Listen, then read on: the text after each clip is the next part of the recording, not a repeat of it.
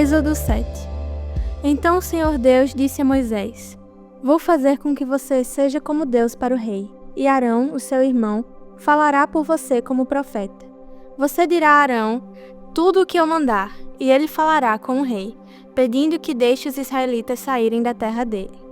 Mas eu vou fazer com que o rei fique teimoso, e farei muitos milagres e coisas espantosas no Egito. O rei não vai ouvir vocês, porém, eu farei com que caia sobre ele um castigo terrível, e levarei para fora do Egito os meus exércitos, isto é, o povo de Israel.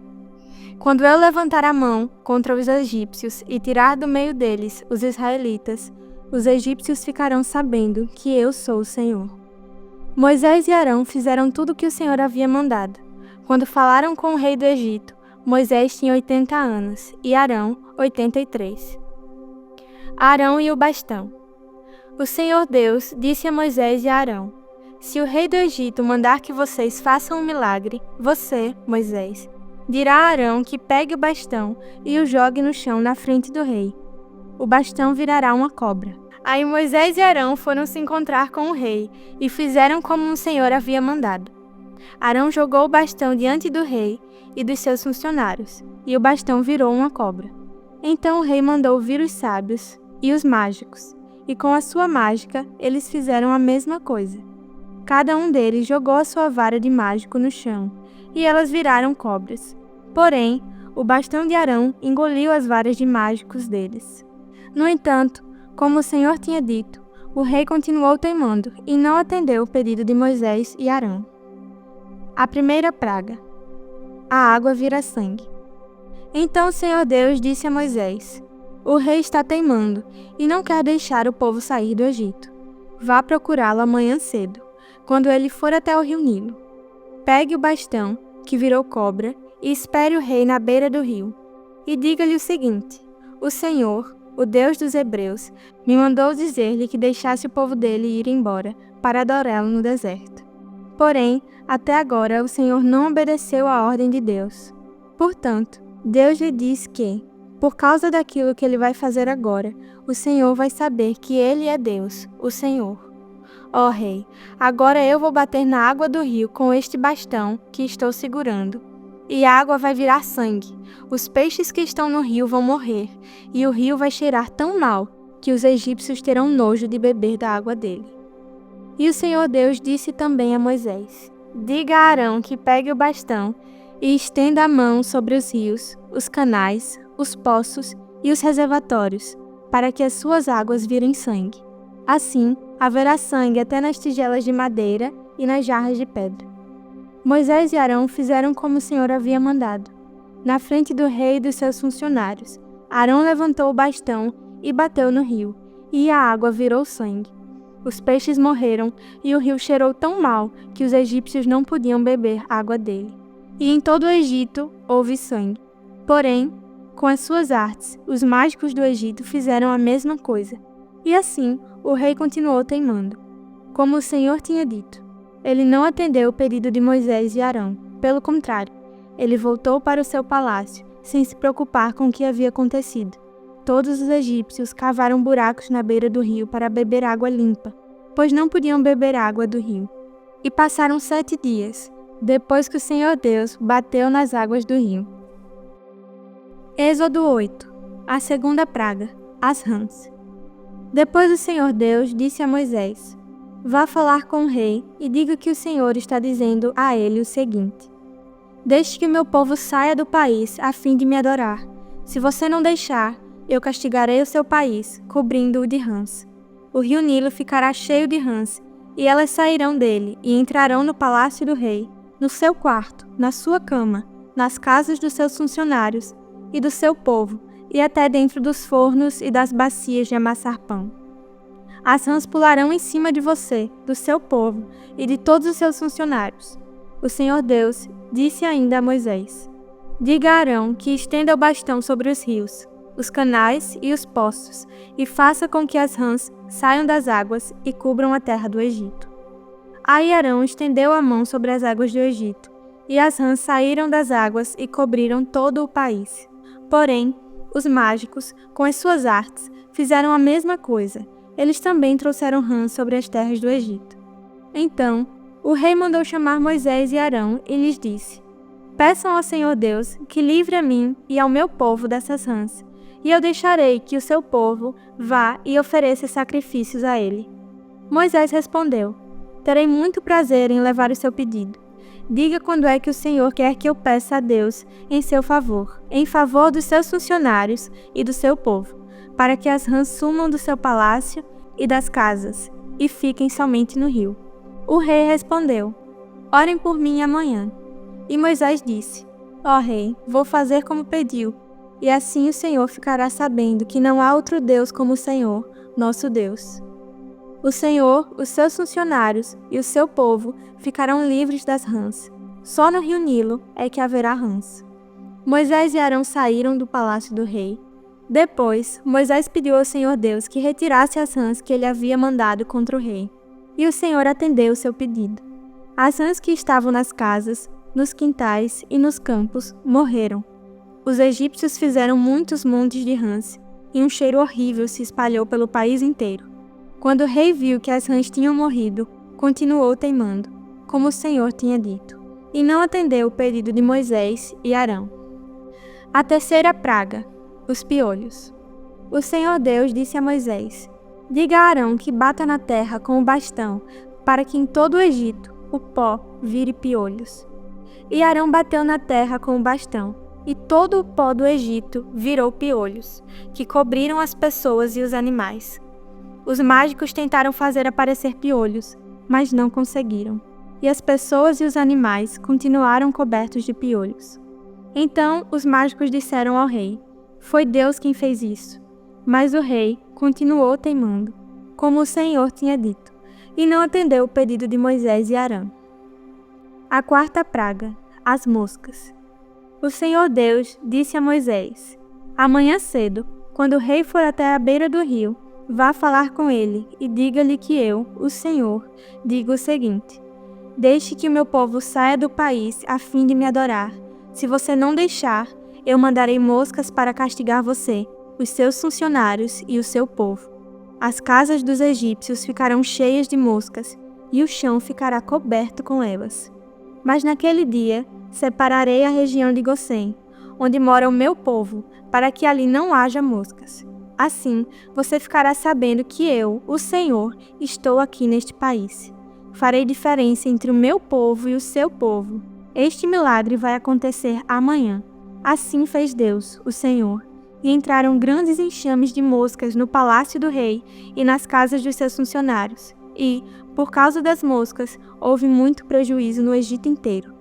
Então, o rei chamou Moisés e Arão e disse: Vão oferecer sacrifícios ao seu Deus, porém façam isso aqui mesmo, no Egito. Moisés respondeu: Isso não daria certo, pois os animais que oferecemos em sacrifício ao Senhor, nosso Deus, são sagrados para os egípcios. Se eles virem a gente matar os animais que eles adoram, com certeza nos matarão a pedradas.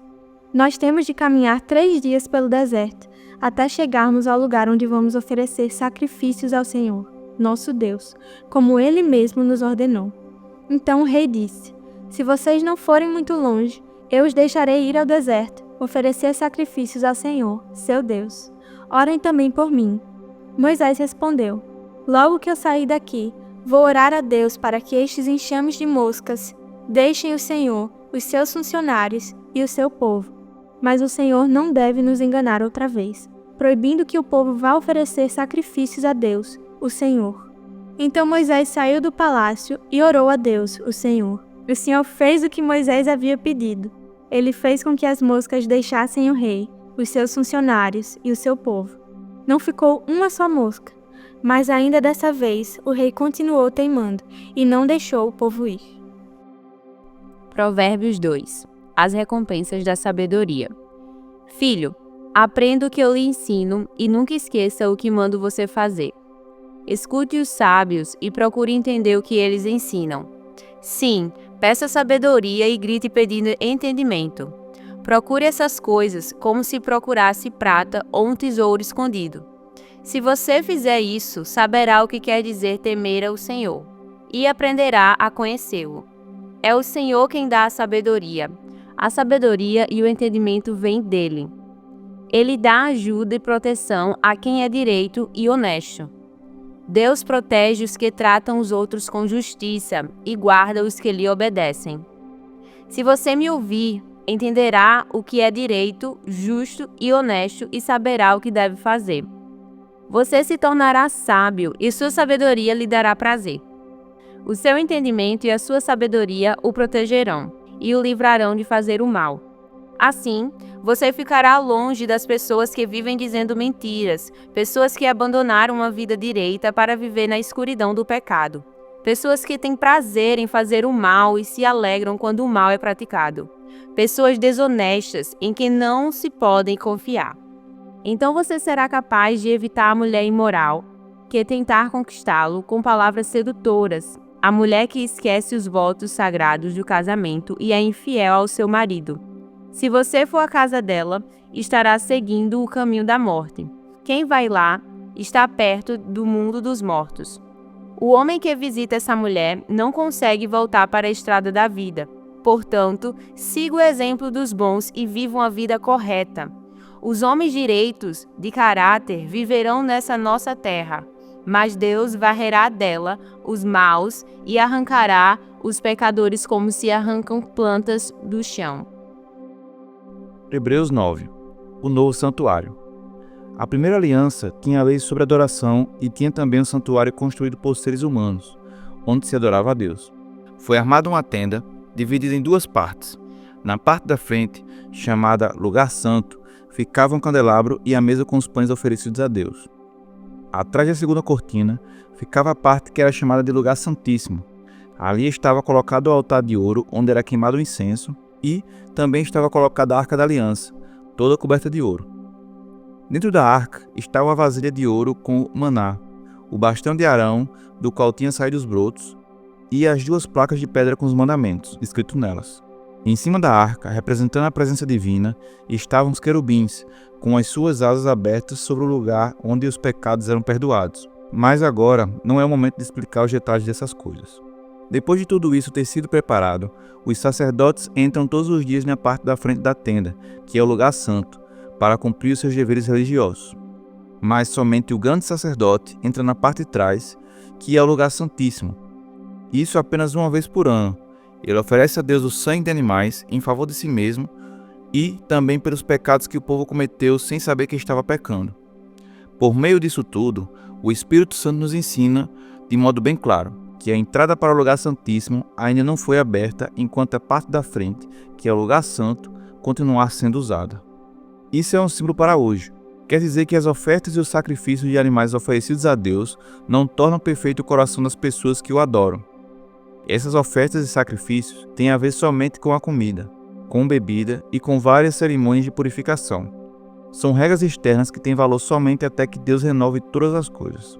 Mas Cristo veio como um grande sacerdote das coisas boas que já estão aqui. A tenda que ele serve é melhor e mais perfeita, e não foi construída por seres humanos, isto é, não é deste mundo. Quando Cristo veio e entrou, uma vez por todas no lugar santíssimo, ele não levou consigo sangue de bodes ou de bezerros para oferecer como sacrifício. Pelo contrário, ele ofereceu seu próprio sangue e conseguiu para nós a salvação eterna. O sangue de bodes e de touros e as cinzas da bezerra queimada são espalhados sobre as pessoas impuras, e elas ficam purificadas por fora. Se isso é assim, imagine então quanto maior ainda é o poder do sangue de Cristo. Por meio do Espírito eterno, ele se ofereceu a si mesmo a Deus como sacrifício sem defeito. E o seu sangue nos purifica por dentro, tirando as nossas culpas. Assim podemos servir ao Deus vivo, pois já não praticamos cerimônias que não valem nada. A morte de Cristo e a nova aliança. Portanto, é Cristo quem consegue fazer uma nova aliança, para que os que foram chamados por Deus possam receber as bênçãos eternas que o próprio Deus prometeu. Isso pode ser feito porque houve uma morte que livrou as pessoas dos pecados que praticaram enquanto a primeira aliança estava em vigor. Onde há um testamento, é necessário provar que a pessoa que o já fez morreu, pois o testamento não vale nada enquanto estiver vivo quem o fez. Só depois da morte dessa pessoa é que o testamento tem valor. É por isso que a primeira aliança entrou em vigor somente com o uso do sangue de animais. Em primeiro lugar, Moisés anunciou ao povo todos os mandamentos conforme estavam na lei, Depois pegou o sangue dos bezerros e dos bodes, misturou com água e borrifou o livro da lei e todo o povo, usando lã tingida de vermelho e sopo. Então disse: Este é o sangue que sela a aliança que Deus mandou vocês obedecerem. Da mesma forma, Moisés também borrifou o sangue sobre toda a tenda e sobre todos os objetos usados na adoração. De fato, de acordo com a lei, quase tudo é purificado com sangue, e, não havendo derramamento de sangue, não há perdão de pecados.